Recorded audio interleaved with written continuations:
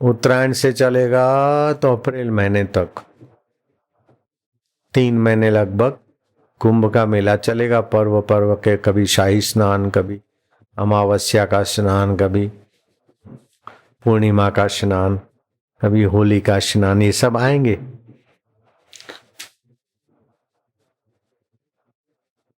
तो इतना तो पता होना ही चाहिए कि हिंदुओं पर भले शासन करके कई अंग्रेज आए, कई विधर्मी आए, हिंदुओं से अन्याय अत्याचार किया, लेकिन हिंदुओं की आस्था और ग्रह नक्षत्रों का फायदा लेने की कला अभी तक बरकरार है। मैंने पहले भी कहा है सत्संगों में, कैसेटों में भी होगा, उसमें भी होगा। ऋषि प्रसाद पंडित नेहरू को मदन मोहन मालवीय ने इलाहाबाद में कहा कि देख नेहरू, इतना इतना प्रतिबंध लगाए, फिर भी लोगों को आस्था का समुद्र ऐसा लहराया कि प्रतिबिंब हटा के सब लोग नहा रहे इलाहाबाद। देख नेहरू, उस समय नेहरू जी स्वतंत्रता के हिलचाल में कार्यकर्ता रहे होंगे या कुछ भी, प्राइम मिनिस्टर नहीं। में इस देश पर वही राज्य करेगा जो हिंदुओं की आस्थाओं का, हिंदुओं की श्रद्धा का कदर करेगा। जो हिंदुओं के आस्था और श्रद्धा को लताड़ेगा, उनको लताड़ कर हिंदुस्तान किनारे कर देगा उनको। ये मालवीय जी ने कहा। किसको? नेहरू जी को। तो कुंभ का मेला हुआ, हर 12 साल में हरिद्वार में का कुंभ होता है। तो कुंभ के मेले में साधु, नागा साधु, वैष्णव साधु, शैव साधु, गिरी पुरी सब आते। कोई अखाड़े लगते, क्या क्या लाखों लोग आते जाते, लाखों लाखों साधु भी होते हैं। तो ये बात गपशप में चल पड़ी, बोले ये हरिद्वार है। सचमुच जिसने देखा हरिद्वार, उसने छोड़ा घर बार। तो शैवों ने कहा बाबा जी, ये आपका विष्णु वैष्णव का हरिद्वार नहीं है, ये तो हमारे शैवों का हरिद्वार है, हरिद्वार।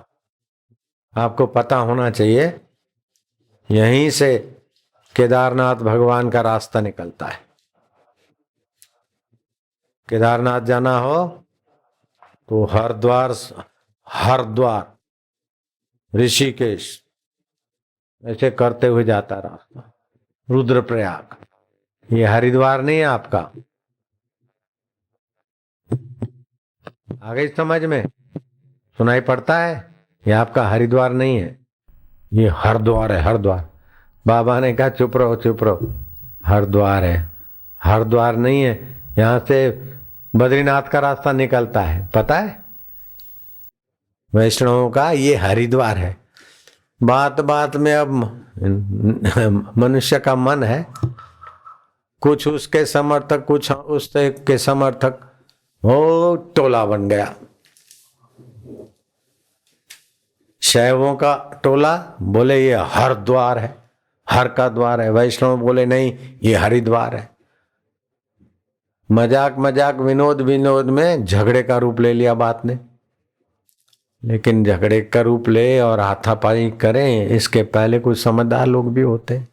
बोले हो जाए, हरिद्वार है कि हरिद्वार है, उठाओ तुम अपना सीताराम सीताराम के मंजीरे, और हम उठाते। हमारे नागा साधु हैं, शैव साधु हैं, हो जाए दो दो हाथ, पता चले किसकी बात सच्ची। लातों के भूत बातों से नहीं मानते।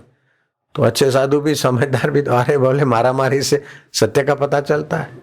कुल मिलाकर चलो भाई, न्यायालय पर फैसला डाल दे, जो कायदा कहेगा, जो न्यायपालिका कहेगी वो बात सच्ची। तो दोनों गुट इस बात पे मान गए और केस डाल दिया कि सरकार श्री हमें बताए कि इस जगह का नाम हरिद्वार रखना चाहिए कि हरिद्वार रखना चाहिए। और अंग्रेजी शासन था, अंग्रेज तो चाहते थे कि हिंदू आपस में भिड़ते रहे। अभी भी हिंदू साधुओं को बदनाम करने के लिए विदेशी ताकतें न जाने कितने कितने चैनलों को, मीडियाओं को कैसे कैसे सेट करके हिंदू धर्म को, हिंदू साधुओं को नीचा दिखाने के लिए क्या क्या करते रहते हैं, करवाते रहते हैं। तो अंग्रेज जज था, हरामी ने खूब चक्कर खिलवाए साधुओं के तो बेचारों की। लेफ्ट राइट होते रही, आखिर उसने जजमेंट दिया कि this place real is not Haridwar and Haridwar. सचमुच में ये जगह न हरिद्वार है न हरिद्वार है। रियलिटी तो ये है, सच्चाई तो ये है कि यहां हिंदू लोग हड्डी डालता है। This place is real name is Haridwar, न हरिद्वार न हर का द्वार, ये हड्डी का द्वार है। आज से फैसला सुनाया गया। अब वो फैसला कोर्ट में ही रखा गया। आप कभी हरिद्वार आए हैं क्या? अरे हरामी द्वेषी लोग, तुम फैसला सुनाओ राग से द्वेष से हिंदुओं की आस्थाओं को ठोकर मारने से, तो हिंदू तुम्हारे फैसले की ऐसी तैसी कर देंगे। हिंदू के खून में भरा हुआ है भारतीय संस्कृति, ओमकार राम कृष्ण हरि हरिद्वार है। हराम जादे कहीं के, वो तो जज कहीं मर गया होगा हरिद्वार का फैसला देने वाला, और कागजात धरे रह गए न्यायालय। न्याय ऐसा करना चाहिए, सत्य के पक्ष में करना चाहिए, लोग माने ऐसा करना चाहिए। बोले सच्चाई तो ये है कि ये हरिद्वार भी नहीं है हरिद्वार भी नहीं है। सच्चाई ये है कि इधर हड्डी डालते हैं इसलिए हरिद्वार है। डोंगरे जी महाराज सत्संग करते थे,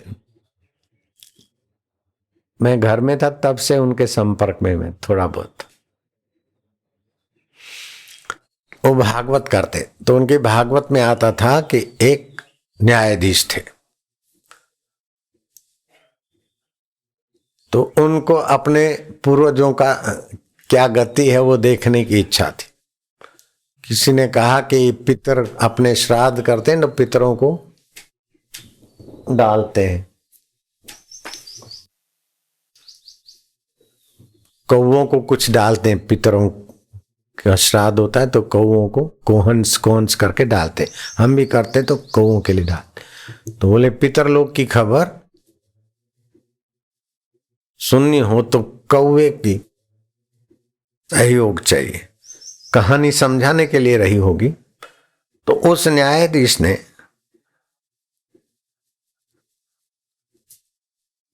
चाहा था, तो एक कौवा ने कहा मैं तुमको तुम्हारे पितरों के दर्शन करा दूंगा, लेकिन मेरा एक थोड़ा काम कर दो।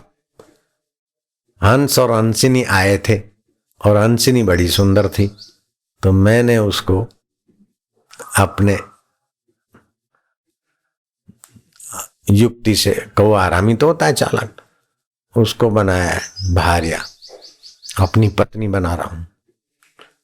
और हंस ये फैसला मंजूर नहीं करता, वो बोलता है हम दो आए थे। तो कहां चली गई तुमको पता है, अब आप न्याय दो।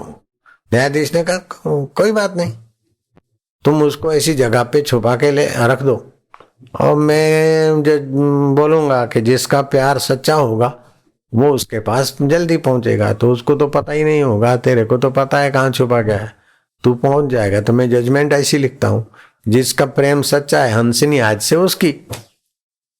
हाँ बोले वंडरफुल, बहुत बढ़िया। LLB पढ़ने के बाद तो जज बनते ना, तर्क लड़ा के क्या बात कैसे घुमाना हो तो जानते। तो कौवा ने कहा चलो, तो ये हंसिनी तो मेरे पक्ष में हो गए, आपका ऐसा न्याय, और जज ने ऐसा न्याय दे दिया।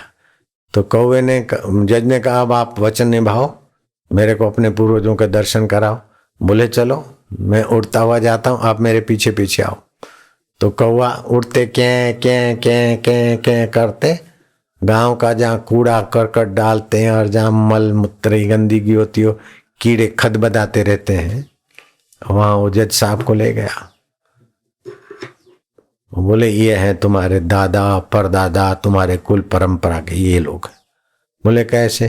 बोले जिसका बेटा ऐसा न्याय देगा तो उसके पूर्वज ऐसी जगह पे ही तो आएंगे।